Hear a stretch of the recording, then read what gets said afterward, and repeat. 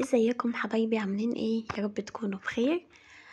النهارده هقولك على خلطة جبارة في تلميع الخشب الاوف وايت والخشب الابيض والخشب البني، وكمان بتلمع الدولاب الالموتال او الدولاب البلاستيك او وكمان الاكسسوارات دي اللي هي السيلفر دي برضو بتلمعها. بصوا، هي خلطة جبارة، جربتها على كذا حاجة، بجد تحفة. انا كنت لسه معزله وكده، فطبعا مطرح ايدين الناس فالحاجه اتبهدلت خالص، فقلت وانا بنضفها اصور لكم بالمره طريقه الخلطه اللي انا بعملها دايما عشان انضف بيها اوض النوم واي خشب عندي يعني. وناجحه جدا مع الخشب الفاتح والخشب البني، برضو بتديله لمعه رهيبه. اول حاجه هتعصري نص ليمونه، يا اما الليمون اللي هو الكبير ده القضاليا، يا اما تعملي ليمونيه مثلا او ليمونه ونص من الليمون الصغير. المهم ان انت يعني تعملي كميه من عصير الليمون كده، والافضل كمان ان انت تصفيه، ان انا ساعتها نسيت ان انا اصفيه.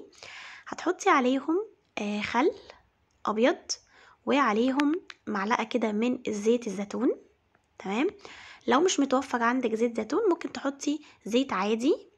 وكمان هنحط كربوناتو، عارفين كربونات الصوديوم اللي هي البيضة دي اللي بتنضف، دي رهيبة مع الخل بقى وزيت الزيتون، بتبقى تحفة. هنحط معلقتين كده من الكربوناتو على زي ما قلنا ربع كوباية من الخل.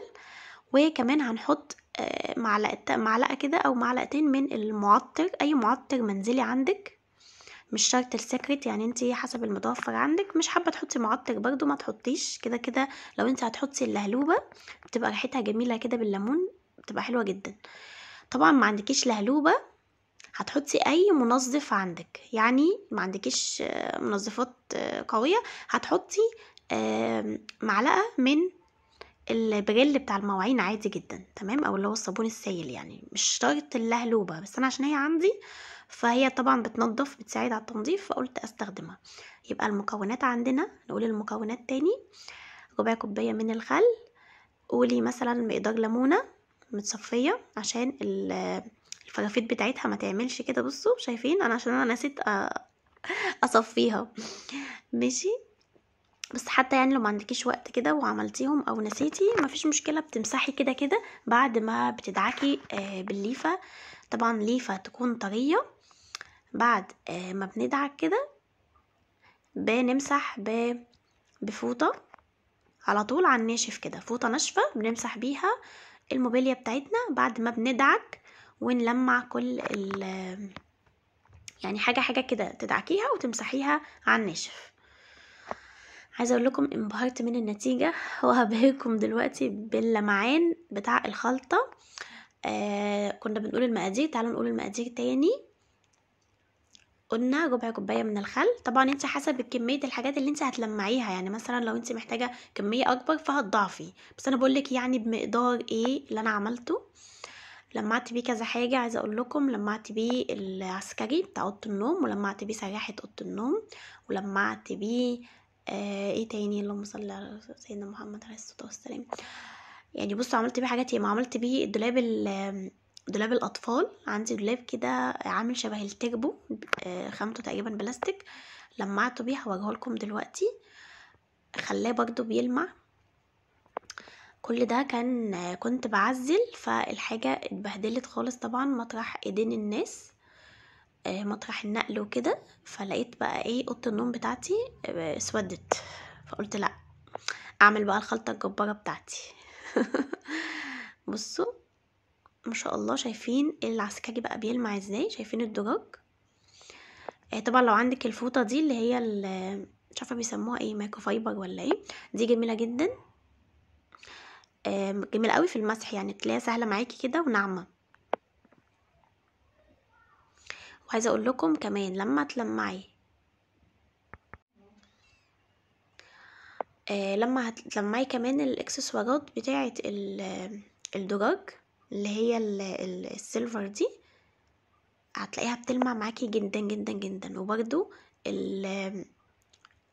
لو انت عملتي الدولاب بتاع الالموتال بنفس الخلطه برضو ناجحة جدا، هتخلولك بيلمع. بصوا انا بوريكم هنا العلامات والحاجات المتوسخة قبل ما انضفها عشان تشوفوا الفرق قبل وبعد يعني.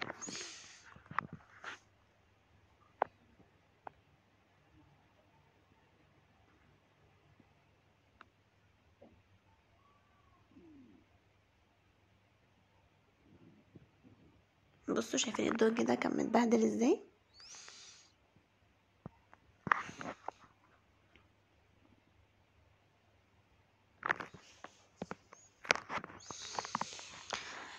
شايفين ما شاء الله بعد ما عملتها بصوا رجعت بجد، اوضه النوم رجعت جديده من تاني.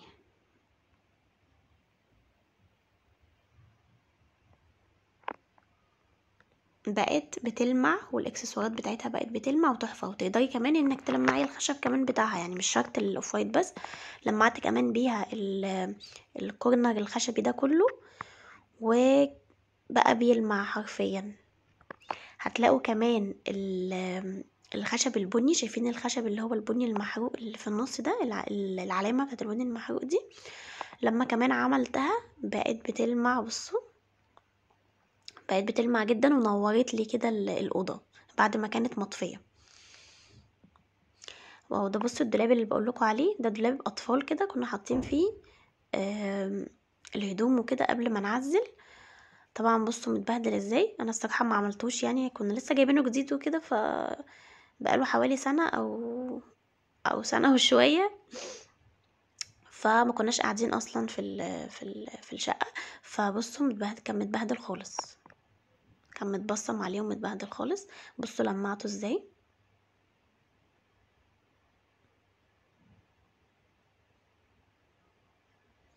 فهتلاقي الخلطة دي سهلة وجميلة معاكي في كل حاجة، هتعجبك جدا، جربيها ولما يبقى شقتك كده رجعيها شقة عروسة تاني. بجد حسيت ان انا رجعت عروسة تاني لما لمعت الحاجة كلها كده ورجعت كلها جديدة زي ما كانت. وزي ما قلت لك الخلطه تقدري تطبقيها على اي حاجه عندك متبهدله وتمسحي في فوطه ناشفه، او لو حاجه ينفع ان انت تمسحيها يعني في فوطه مبلوله مفيش مشكله، لكن انا بتعامل على الناشف كده عشان مفيش حاجه مني تبوظ. يبقى خل، المقادير بتاعتنا مقادير الوصفه: خل، كربوناتو، زيت زيتون او زيت عادي لو انت ما عندكيش زيت زيتون، و ليمون.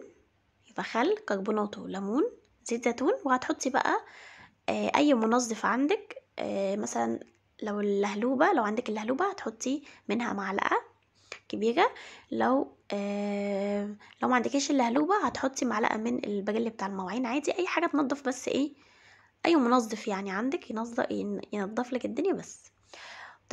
واخر حاجة خالص المعطر ده برضو اضافي، لو انتي عندك سكرت هتحطي منه معلقة كده، بيدي ريحة تحفة للموبيليا بتاعتك.